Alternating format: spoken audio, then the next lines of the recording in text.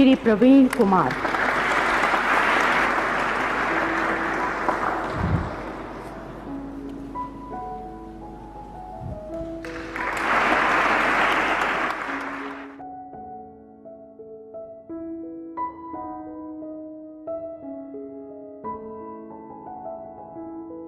एक पुरानी कहावत है कि पढ़ोगे लिखोगे होगे नवाब, खेलोगे कूदोगे होगे खराब।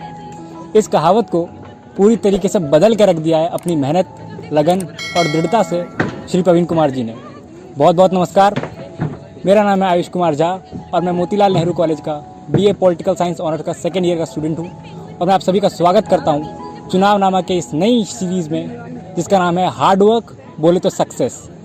दोस्तों, आज जो हमारे गेस्ट हैं उन्हें किसी प्रकार की इंट्रोडक्शन की ज़रूरत नहीं है, वो किसी इंट्रोडक्शन के मोहताज नहीं है। जी हाँ, मैं बात कर रहा हूँ अर्जुन अवार्ड से सम्मानित पैरालंपिक्स 2021 में भारत का परचम समूचे विश्व में लहराने वाले श्री प्रवीण कुमार जी। बहुत बहुत नमस्कार सर।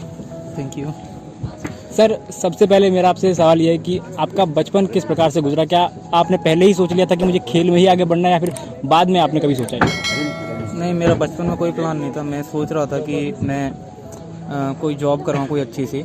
बस मेरे दिमाग में ये था कि मैं पढ़ाई कर लूँ या कुछ भी। जो पेरेंट्स जैसे बोलते हैं कि जैसे हैंडीकैप बच्चों को पेरेंट्स ज़्यादा सपोर्ट नहीं करते हैं स्पोर्ट्स में। जी जी। तो उसमें पेरेंट्स ने बोला था कि बेटे तू पढ़ लिख के बस कोई जॉब ले ले अच्छी सी और उससे तेरा जीवन वो लाइफ सक्सेस हो जाएगी। लेकिन जैसे जैसे मैं 9th में था तो उस टाइम पे मैं वॉलीबॉल बहुत खेलता था जी। उसमें मैं नॉर्मल्स में खेलने गया हूँ, स्टेट नेशनल भी खेला हूँ। लेकिन उसके बाद फिर मैंने हाई जंप स्टार्ट की। उसमें स्पोर्ट्स डे था मेरे स्कूल में, तो वहाँ पे मेरे को लगा कि उसमें हाई जंप भी था, एथलेटिक्स की मीट हो रही थी। तो मैंने सोचा कि मैंने हाई जंप करके देखता हूँ। और बच्चों ने, जो मेरे फ्रेंड्स थे, उन्होंने बोला हुआ था मेरी जंप अच्छी थी वॉलीबॉल में, मैं स्पाइकर था उसमें जी। तो उसके बाद मैंने जैसे ही नॉर्मल बच्चों के साथ मैंने पार्टिसिपेट किया, उसमें मैंने गोल्ड जीता। तो फिर मैंने सोचा कि चलो हाई जंप में थोड़ा करियर देख लिया जाए, अगर स्टेट नेशनल में कुछ मिलता है तो ठीक है, नहीं तो इसको बंद कर देंगे, अपना पढ़ाई पे ध्यान देंगे स्पोर्ट्स को। जैसे मैं स्टेट्स खेलने गया तो मैं फर्स्ट टाइम स्टेट था CBSE बोर्ड क्लस्टर।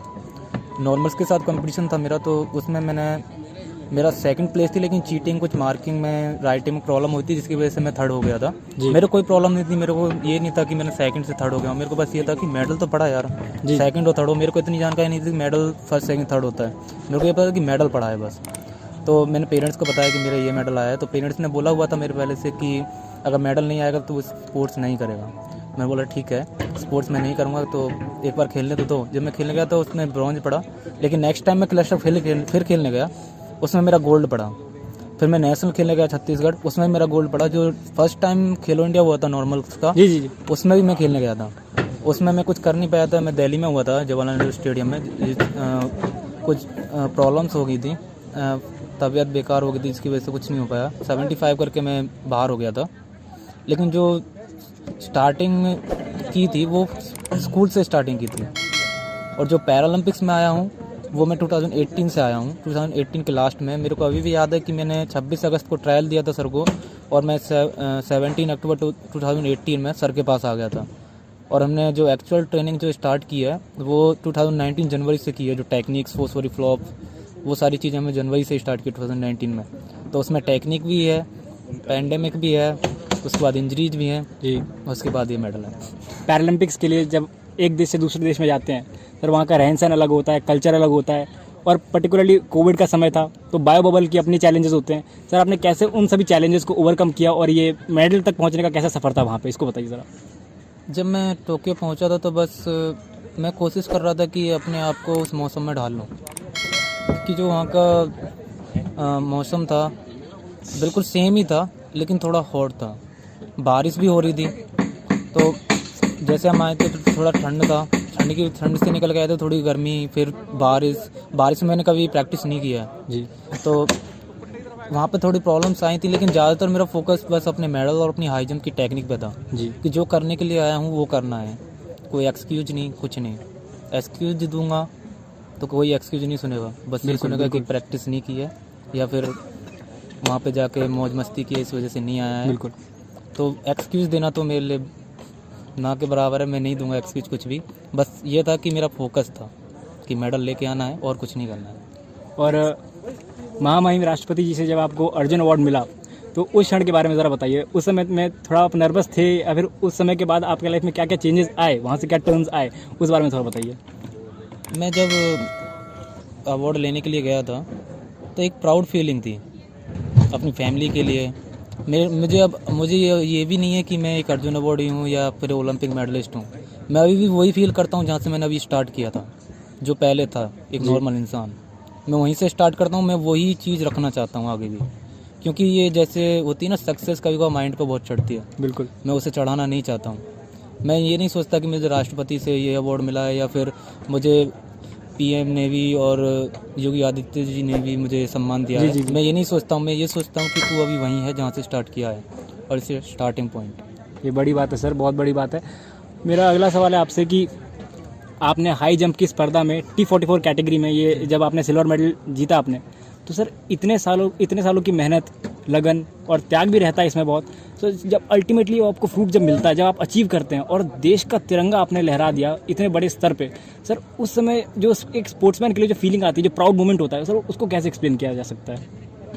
एक्सप्लेन तो मैं कुछ नहीं कर पाऊँगा, लेकिन इसके बारे में एक ही बोलूँगा, जो होता है ना कि पोडियम पे जब मैं खड़ा हुआ था, जब मेडल मिल रहा था और मेरा झंडा था वो सेकंड पे था, लेकिन बस एक माइंड में बस एक ही गिल्टी फीलिंग थी कि वो मेरा फर्स्ट पे क्यों नहीं है, जिसे मैं 24 में करना चाहूँगा। ये मेरा नेक्स्ट टारगेट और मेरा सपना है। और समूचा भारत ये दुआ करेगा आपके लिए कि अगली बार आप गोल्ड लेके आए। मैं चाहता हूँ कि मेरा राष्ट्रगान पूरे स्टेडियम में बजाया जाए। वाह, मैं सुनना चाहता हूँ ये सब चीज़ें। सर आप खुद मोतीलाल नेहरू कॉलेज के BA प्रोग्राम के आप स्टूडेंट रहे हैं सर, इस कॉलेज का कितना रोल था आपके इस जर्नी में? मुझे कॉलेज ने बहुत सपोर्ट किया है। जैसे मैंने कभी एग्ज़ाम में क्लासेस भी अटेंड नहीं करता था, मेरी अटेंडेंस, मेरे असाइनमेंट्स, स्पोर्ट्स इतना होता था, फिर मुझे कंपटीशन भी खेलने होते थे, कुछ पेपर्स भी छूट जाते थे, मैं एग्ज़ाम फॉर्म भी नहीं भर पाता था सही से। तो मैं नामा सर को बोलता था, नामा सर कहीं ना कहीं से सब कुछ करा देते। मतलब कॉलेज ने कभी मेरे लिए किसी वर्क के लिए मना नहीं किया है जी। और इसलिए मैं उनको, वो जो भी मुझे बुलाने के लिए बोलते हैं या फिर मुझसे किसी चीज़ के लिए बोलते हैं, मैं मना नहीं करता हूँ। चाहे मेरा कुछ भी अर्जेंट वर्क चल रहा हो, मैं उसको स्टॉप कर देता हूँ। मेरे पहले ये काम ज़रूरी है, फिर इसके बाद दूसरा काम है। सर हर अर्जुन के लिए एक द्रोणाचार्य होता है, हर चंद्रगुप्त मौर्य के लिए एक चाणक्य होता है। सर आपके इस जर्नी में आपके कोच का क्या रोल था, कैसे उन्होंने आपको सपोर्ट किया, कैसे आगे गाइड किया, इसके बारे में ज़रा बताइए। देखो, एक कोच का वर्क होता है कि वो अपने प्रैक्टिस में, जैसे कोचेस होते हैं स्पोर्ट्स के, तो वो ज़्यादातर सोचते हैं कि उनकी प्रैक्टिस और उनकी ट्रेनिंग और डाइट। लेकिन जो मेरा कोच है वो मेरी है ना फैमिली लाइफ, पर्सनल लाइफ, वो सारी चीज़ें देखता है। मैं कैसे जीता हूँ, क्या चीज़ें मुझे पसंद हैं, क्या मैं करना चाहता हूँ और क्या मैं गलत कर रहा हूँ, किस लाइन पे जा रहा हूँ, वो सारी चीज़ें मेरा कोच मुझे समझाता है सही से। तो मैं उसको कोच नहीं बोलूँगा, मैं उसे अपने पेरेंट्स के बराबर ही अपना सम्मान देता हूँ और वो मुझे हर एक चीज़ में हेल्प करते हैं, फाइनेंशियल हो या कुछ प्रॉब्लम्स आगे क्रिएट होती हैं तो उसमें मेरा साथ देते हैं कि बेटे ऐसे करना है, ऐसे प्रॉब्लम सॉल्व होगी। ट्रेनिंग में तो सब कोच साथ में ही रहते हैं, वो सब कराते हैं, लेकिन ट्रेनिंग सुबह शाम 3 घंटे की प्रैक्टिस के बाद जो बाद के घंटे होते हैं उसमें भी ध्यान रखना, वो सब चीज़ें मेरा कोच करता है। देखिए बड़ी बात है कि गुरु की वंदना से क्या हो सकता है, रिजल्ट आप सभी के सामने है। सर अंत में मैं जाते आते आपसे एक सवाल अंत में ये पूछूंगा कि यूथ के लिए आप क्या मैसेज देना चाहेंगे कि लाइफ में सक्सेस को अचीव करने के लिए हार्डवर्क सर कितना इंपॉर्टेंट है? देखो, विदाउट हार्डवर्क कुछ नहीं मिलेगा। जो मैंने सीखा अभी तक कि फोकस रहो, मौज मस्ती इंटरटेनमेंट होता है, लेकिन ये लिमिटेड टाइम के लिए। मैं अपना बताता हूँ, मैं पार्टीज ये सब एंजॉय नहीं करता हूँ मैं। यहाँ तक कि मैंने अपना मेडल भी सही से एंजॉय नहीं किया था। मेरे को कुछ नहीं था, मेरा मेडल पड़ गया बस ठीक है। मैं अपना नेक्स्ट टारगेट अपने माइंड में बना रहा था कि ये करना है, और सब जो मेरे साथ के थे वो बस सोच रहे थे कि हम मेडल ऐसे एंजॉय करेंगे, ऐसे करेंगे, ऐसे सेलिब्रेशन करेंगे। मैंने बस उनसे यही बोला था, मेरे को बता देना कि पार्टी यहाँ पे है, मुझे यहाँ पे जाना है, बस ये करना है। मेरे को ये नहीं था कि मेरे को जाके एंजॉयमेंट करना है, बस मैं फोकस था। तो मैं यही कहना चाहूँगा यूथ के लिए कि अपना एक टारगेट बनाएं और उस टारगेट को जब तक पकड़ के रखें जब तक उसको पा ना लें।